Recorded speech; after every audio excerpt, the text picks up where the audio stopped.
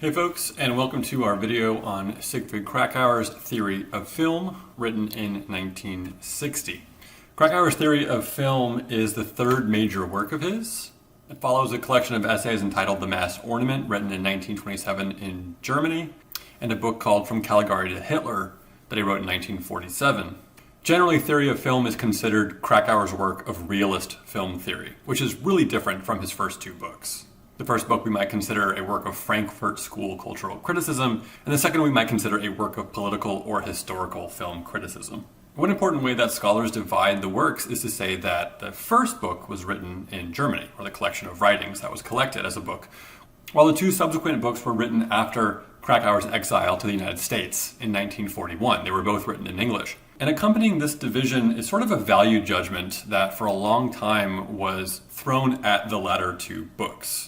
For some time, his 1920s writings under the title The Mass Ornament was regarded as radical and progressive, consistent with the radical Marxist inclinations of the Frankfurt School.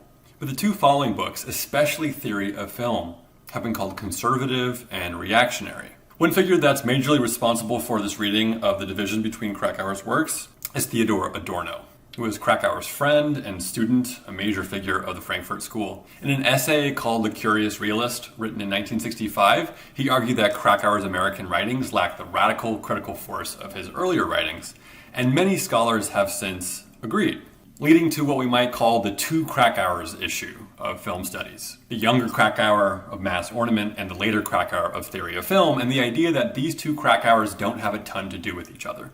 But it's important to know that within the last 20 or so years within film studies, there's been a major project to redeem Kracauer's theory of film. And this redemption has taken many forms. Someone like Gertrude Koch has argued that we can redeem Kracauer's theory of film, his realist film theory, as philosophically informed and not a quote-unquote naive realism by reading it alongside the work of Alfred North Whitehead.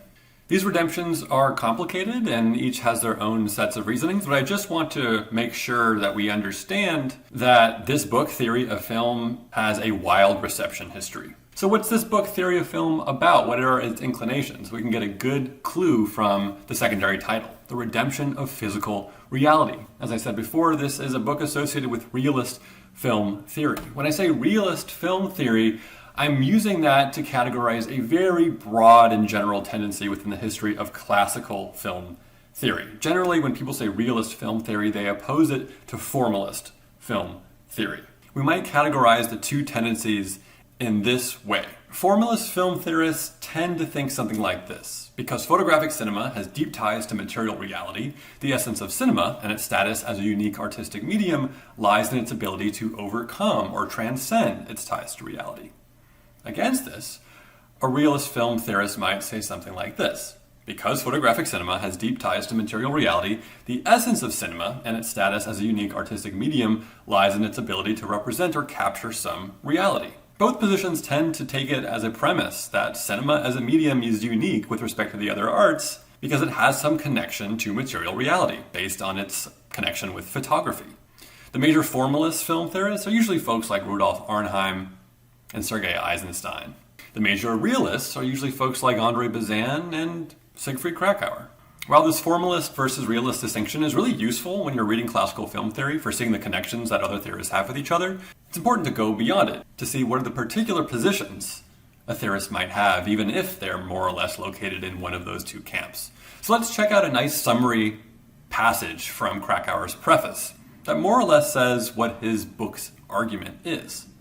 He says, "My book is a material aesthetics. It rests upon the assumption that film is essentially an extension of photography and therefore shares with this medium a marked affinity for the visible world around us. Films come into their own when they record and reveal physical reality. Now, this reality includes many phenomena which would hardly be perceived were it not for the motion picture camera's ability to catch them on the wing. And since any medium is partial to the things it is uniquely equipped to render, the cinema is conceivably animated by a desire to picture transient material life, life at its most ephemeral. Street crowds, involuntary gestures, and other fleeting impressions are its very meat." Okay, so let's break down this passage into some component parts. This word reveal, or the idea of film revealing physical reality, is really important. And he sort of explains what he means. in the following sentence.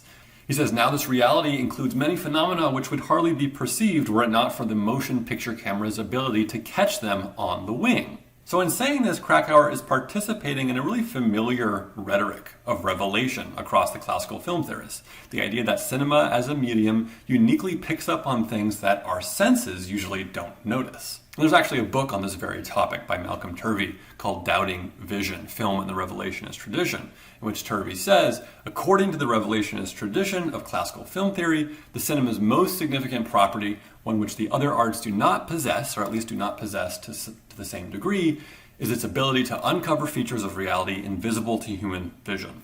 The value of this property is that it can reveal the true nature of reality to viewers. And some major revelationist film theorists include André Bazin, Bela Balazs, Jean Epstein, and Jigo Vertov. Though it's really the latter three that Turvey investigates, we can find revelationism as a rhetorical principle all throughout classical film theorists. You'll see it in the work of Walter Benjamin, for instance. And the only thing that I want to say about this is that the idea that cinema reveals something that we cannot see with our senses is A, a common device in classical film theory for emphasizing the uniqueness and power of the cinematic medium, and B, not necessarily an explanation of any given theorist's reasoning. Each of these theorists means something different by revelation. Vertov, for instance, thinks that cinema reveals the social conditions that we are blind to. Balazs thinks that cinema can reveal human interiority and feeling by looking at the surface of our faces and our bodies. They share the idea of revealing, but they don't exactly have the same kinds of theory. So I just want to keep that in mind. The third thing that I want us to look at in this passage is this. Kracauer says, and since any medium is partial to the things it is uniquely equipped to render, the cinema is conceivably animated by a desire to picture transient material life at its most ephemeral. Street crowds, involuntary gestures, and other fleeting impressions are its very meat. So it's really this idea that there are particular kinds of phenomena that cinema has an affinity for capturing. That is at the center of what marks Kracauer's realism as distinct from other folks' realism. Kracauer even at one point says that his work is more interested in content than in form. That's a little bit misleading. But generally speaking, he is interested in talking about these aspects of physical reality. Things like the unstaged, things like nature, things like involuntary gestures, things like ephemeral material life. He keeps naming these things. But what he doesn't name is a set of formal components that can be used in order to best capture those things, which is something that we'll get in someone like André Bazin, who advocates long takes and deep focus cinematography.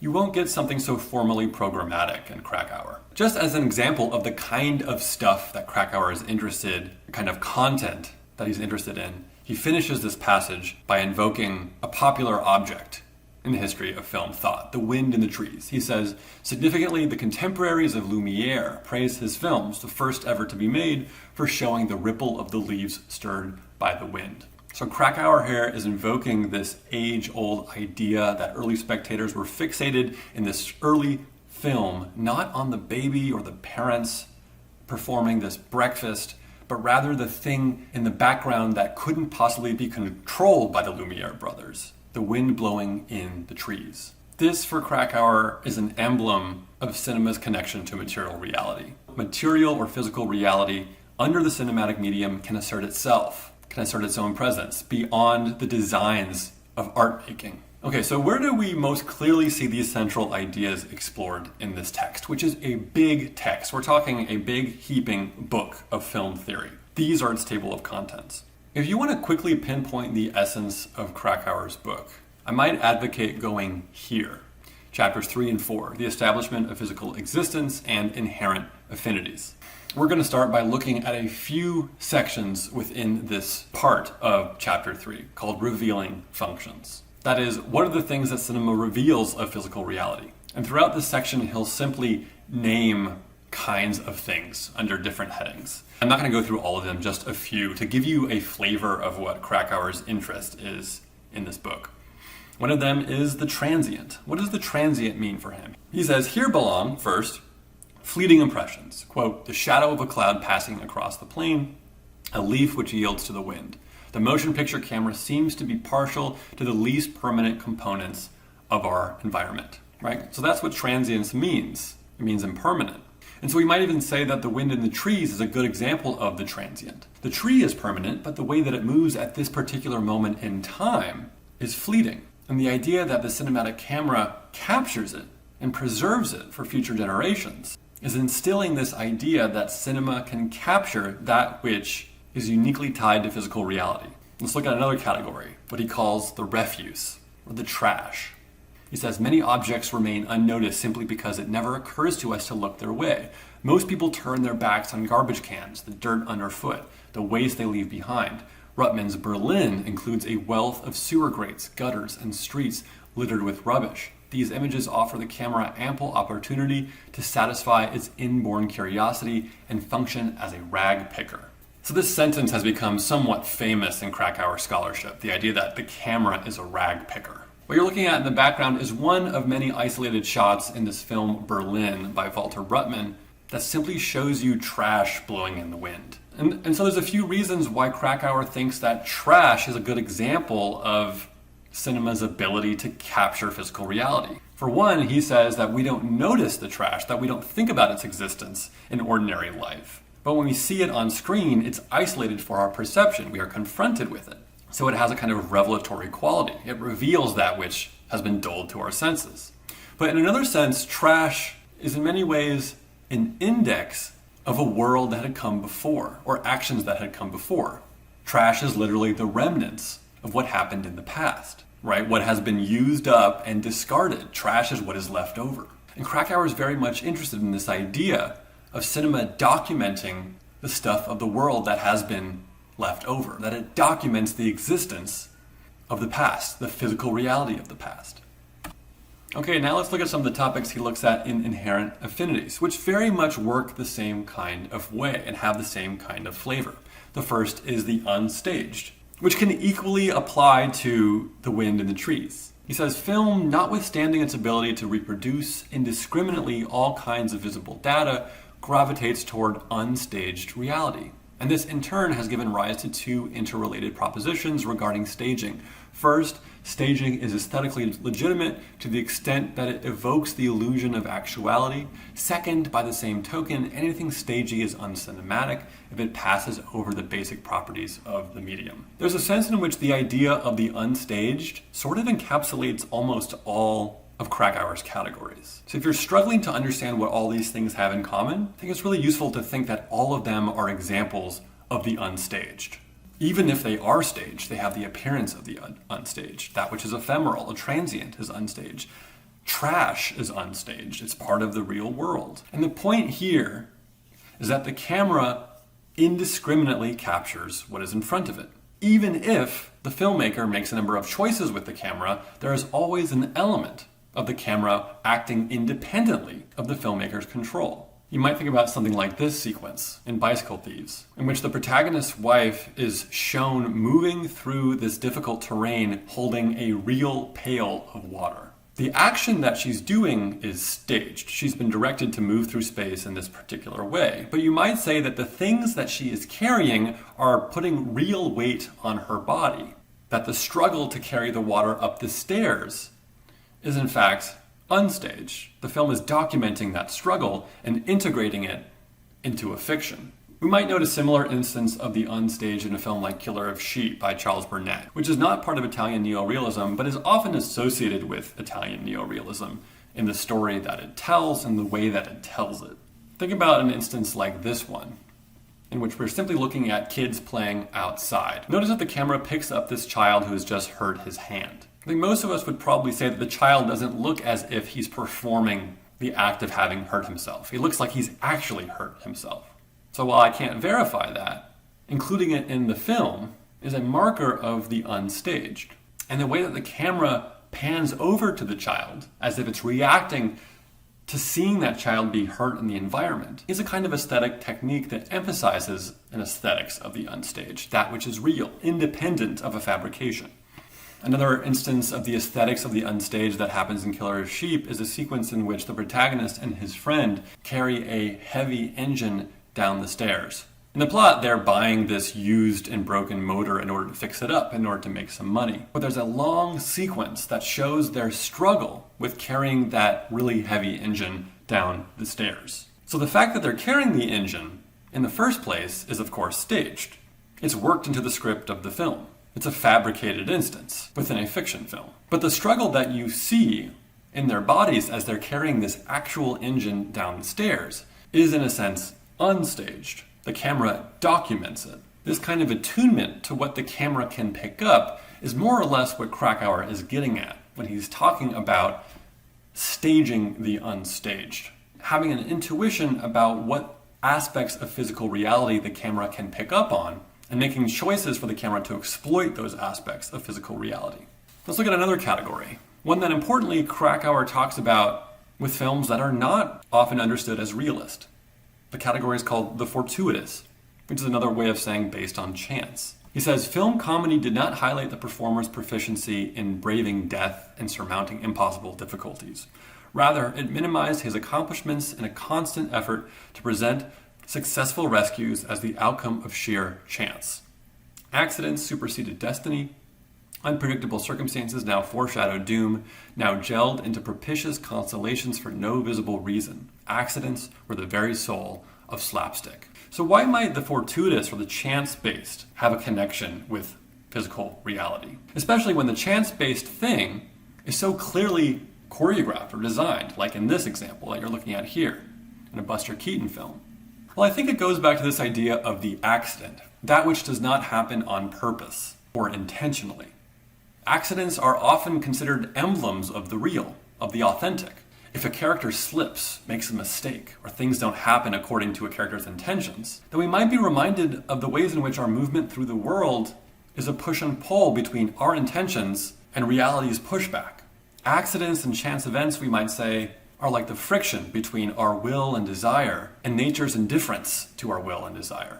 Kracauer continues this line of thinking. He says, take Harold Lloyd on the skyscraper. What protected him from falling to death was not his prowess, but a random combination of external and completely incoherent events, which, without being intended to come to his help, dovetailed so perfectly that he could not have fallen even had he wanted to. Accidents were the very soul of slapstick. So once again, accidents show nature's indifference, physical reality's indifference. Even when these comedies show fantastical chance events that really are entertaining because they're so brilliantly choreographed, Kracauer still sees this idea of the chance-based or the random as having some affinity with cinematic realism. Kracauer continues, the affinity of film for haphazard contingencies is most strikingly demonstrated by its unwavering susceptibility to the street, a center of fleeting impressions, a region where the accidental prevails over the providential. So Krakauer's interest in the street, which he doesn't just mean literally streets, but he means public spaces in general, is sort of a motif throughout the entire book, not just this section. Kracauer is interested in urban life and public urban spaces as being spaces where chance events happen, where there's so many people moving around that you have to move in relation to those other people, that you might bump into someone. It's a space where car accidents happen, where friction occurs. And Kracauer here is kind of implicitly connecting these ideas to the notion of flânerie, or the flaneur, an important idea within Frankfurt School criticism that names an almost aesthetic interest in simply moving about through public urban spaces for the ephemerality that those spaces provide. Okay, let's look at another category, the indeterminate. Kracauer says, screen images tend to reflect the indeterminacy of natural objects. However selective, a film shot does not come into its own unless it incorporates raw material with its multiple meanings, or what Lucien Sèvres calls the anonymous state of reality. So this is rather strange and nebulous, and if you're familiar with the work of André Bazin, you might be hearing echoes, or at least similarities, with André Bazin's notion of ambiguity. And you'll see that similarity as Kracauer expands on this idea. He says, and I'm more or less going to summarize what he says here. He says, remember the Kuleshov effect? What I call indeterminacy is an ambition to avoid the Kuleshov effect, to avoid determining the meaning of what we see through editing. As I put it, quote, "The filmmaker must see to it that the actor's face in the Kuleshov effect retains somehow its virgin indeterminacy." So recall from Soviet film theory that the Kuleshov effect is the idea that if you pair a neutral face with an image in montage, the object in that image will be responsible for giving that face a particular emotional inflection. Juxtapose a face with a bowl of soup and you get hunger on the face. Kracauer as a realist doesn't like this idea. He doesn't want the face, which is this potential locus of what he calls indeterminacy, to be determined and thus circumscribed by montage. Eisenstein's whole ambition was to control meaning by controlling images. Kracauer as a realist, and to a similar extent André Bazin, are into the opposite idea. Allow what is captured through photography to assert its own autonomy from the filmmaker's control, or from determinate meaning. So that was just a quick rundown of a handful of the categories that Kracauer looks at, just to give you a sense of the kinds of things that he's arguing. Now I want to end with a few questions that we might pose about the book to expand our understanding of it. So number one, how does Kracauer defend his position against the formalists? If you read this book, a lot of what he's going to do is actually defend himself, anticipate objections to his principles, and then say why he thinks he's right. So I'll give you one example of that. So imagine formalist theorists like Eisenstein and Arnheim are reading Krakauer's book, and they say, "No, Kracauer, you've got it all wrong. The unstaged, the fortuitous, the indeterminate, these are all qualities of life itself. So how is this to be art?"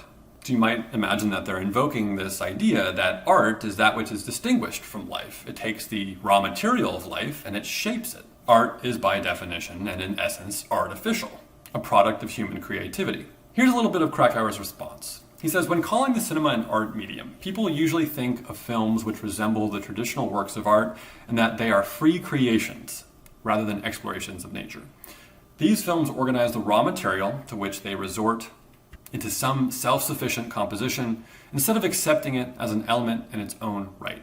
If the term art is reserved for productions like Hamlet or Death of a Salesman, one will find it difficult indeed to appreciate properly the large amount of creativity that goes into many a documentary capturing material phenomena for their own sake. He continues, take Ivan's Rain, he's talking about Joris Ivan's film Rain, or Robert Flaherty's Nanook of the North, documentaries saturated with formative intentions. Like any selective photographer, their creators have all the traits of the imaginative reader and curious explorer, and their readings and discoveries result from full absorption in the given material and significant choices. If film is an art at all, it certainly should not be confused with the established arts. There may be some justification in loosely applying this fragile concept to such films as Nanook or Paysan or Potemkin, which are deeply steeped in camera life. So there's a lot here, but his point is rather simple. I might summarize it this way. In other words, the formalists think the realist approach to cinema is a denial of aesthetic creativity. And aesthetic creativity, for a long time, has been synonymous with what art is. But there's effort, he says, and intention and craft in representing physical reality in the ways I've cataloged. And it's sensitive to the uniqueness of the medium, right? He's looking at two documentaries, films that are documenting reality in some way. And he points out that these films clearly have a lot of aesthetic choices in them, but those aesthetic choices are always trying to render out the essence of physical reality, to make it more palpable, more present to the spectator. And he says the same thing of fiction films, an Italian neo-realist film like Paysan. And, get this, he says it's also true of Battleship Potemkin. Now this is one of the most interesting parts of Krakauer's realism. Battleship Potemkin is the most famous film by Sergei Eisenstein. Sergei Eisenstein is one of the preeminent formalist thinkers. Kracauer thinks that Potemkin is one of the great films that harnesses cinema's power to redeem physical reality. He actually says that Potemkin uniquely does this, as distinct from a number of other Eisenstein films, and as distinct from the way that Eisenstein theorizes his own film. I don't want to go into the reasons for this, because you can read that on your own, it's super interesting, but one of the things he points out about Potemkin are all of these shots that seem independent of the flow of narrative or meaning, that just give us these wonderful still depictions of physical reality, like shots of boats on the water, that kind of thing. Okay, second question. Why does physical reality need redeeming? And I can put this question differently. Why do we need to be awakened to physical reality right now? That is, in Kracauer's contemporary moment in 1960. It turns out that one of the most interesting parts of the book answers this very question. And you have to wait all the way until the very end, the epilogue, for him to do it. It's really not until here that you get a section titled The Redemption of Physical Reality. What does it mean to redeem it? So this is a really rich and theoretically dense part of his book. In a book that otherwise is not that theoretically or philosophically dense, this is where the theory and philosophy of the book really lies. So I'm going to really just try to simplify his reasoning, but I do encourage you to check it out because I think it's one of the most interesting parts of this book. So recall that the basic distinction that Kracauer is trying to make is between two kinds of things, what you might call physical reality on one hand and mental life on the other. And he clearly has a preference for one kind of thing as it's uniquely tied to cinema, and he has a preference for films that harness cinema's connection to physical reality. But in order to understand Kracauer's reasoning, we might associate this dualism with a few other similar dualisms. The dualism between exteriority and interiority. We might want to think about cinema as a medium that is determined by capturing exteriors, as opposed to other artistic media, like novels for instance, that have the privilege of depicting interiorities. Or, more generally and philosophically, the dualism between matter and abstraction, the material and the abstract. This is really the dualism that's going to help you understand the purpose behind cinema's redemption of physical reality.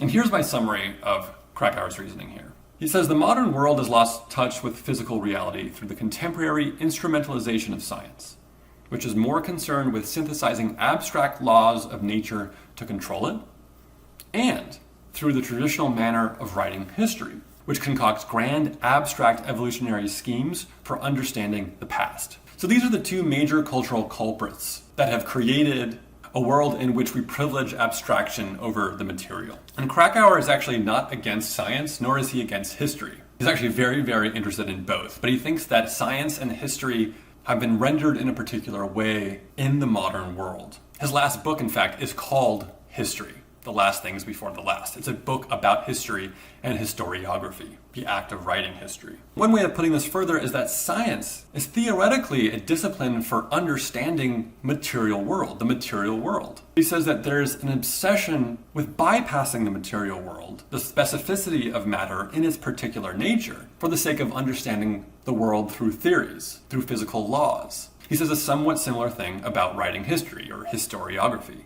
that there's an obsession not with focusing on the actual material things of the past, but of writing grand narratives for understanding why we got from one particular set of events to the next. His interest is in capturing the material that gets forgotten with our emphasis on the abstract. And he continues, the medium of film can reawaken our contact to physical reality, matter itself, giving us, quote, the experience of things in their concreteness. Now he addresses the fact that many theories of art say that art's purpose, generally, is to give us the experience of things in their concreteness. But he says film is a medium that does it in a way that has never been done before. In other art forms, he says, quote, nothing remains of the raw material itself. Real life material disappears in the artist's intentions. So he's making a rather broad argument about art itself, to say that art before photography and cinema is about expression, the expression of a human interiority expressed in a medium. He says only with photographic arts like photography and film do we finally get material reality retaining something of itself through the medium of photography.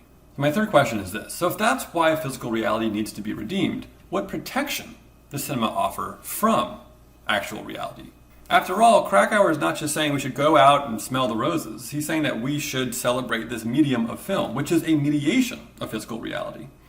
Does that mediation provide a sense of protection? And this is one of his biggest points that major scholars have really tried to emphasize. He has this wonderful little passage at the end of the book, but this is a theme throughout the book that if you look closely, you'll find it. He thinks that cinema as a medium doesn't just redeem physical reality, it also can show us the horrors of reality while protecting us from those horrors. And he introduces this idea through the myth of Perseus and Medusa. The myth goes that Medusa, if you looked at her in the eyes, would turn you to stone. So Perseus, in order to kill Medusa, had to do so by looking at her through a mirror. Kracauer thinks this is a great metaphor for what cinema gives us. He says, the mirror reflections of horror are an end in themselves. As such, they beckon the spectator to take them in and thus incorporate into his memory the real face of things too dreadful to be beheld in reality. In experiencing the rows of calves' heads in Georges Franju's Blood of the Beasts, or the litter of tortured human bodies in the films made of the Nazi concentration camps, we redeem horror from its invisibility behind the veils of panic and imagination. Perhaps Perseus' greatest achievement was not to cut off Medusa's head, but to overcome his fears and look at its reflection in the shield. And was it not precisely this feat which permitted him to behead the monster? So this argument is sort of a flip side to his major argument. Throughout the book, he's never really categorized physical reality as something which needs to be feared or which is horrible or horrendous. And this is one of the reasons that people have thought that this book is in some sense apolitical or ahistorical, that it runs away from the events of the world, which were so crucial to his first two books. This last book was about cinema revealing a state of mind that would lead to the Third Reich, Hitler and Germany. The first book was a series of writings about mass culture and how it inflected a capitalist worldview. What happened to culture and politics, scholars said?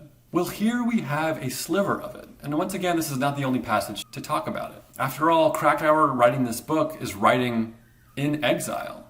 He's a German Jew who had to flee the Nazis. And he's addressing the horrors of history and saying that maybe there's something important about film as a medium, not just for documenting the horrors of the world, to prove their existence to the rest of humanity, but also as a medium that allows us to process the traumas of history so that we can address them and hopefully create a world in which we can change them. And it's passages like these that folks in the last 20 years have really fixated on, to say that Theory of Film is not this strange book in the history of Kracauer's work, but actually is a continuation, in subtle form, of his concerns throughout his entire life. The concerns with culture and politics and the mass ornament, the concerns with fascism, and from Caligari to Hitler. You can get them in slivers throughout this book, Theory of Film. But when you get them, you really learn a lot about Kracauer as a thinker overall. Okay, so that's it for Theory of Film, and I'll see you next time. Thanks.